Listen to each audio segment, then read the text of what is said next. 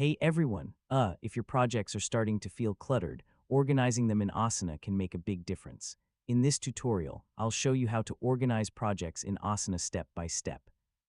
First, sign in to your Asana account and open the project you want to organize. Take a quick look at your existing tasks, sections, and overall project structure.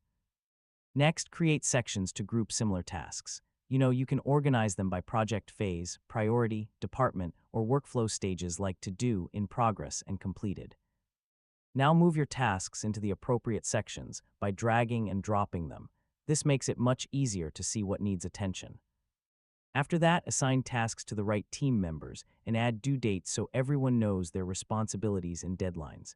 So, if your project contains large tasks, break them into smaller subtasks. This helps your team track progress more accurately and complete work more efficiently. Next, add custom fields, tags, or labels if your workspace supports them.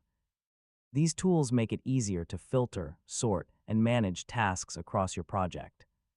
Finally, review your project regularly, archive completed work when appropriate, and update task statuses to keep everything organized. And that's it.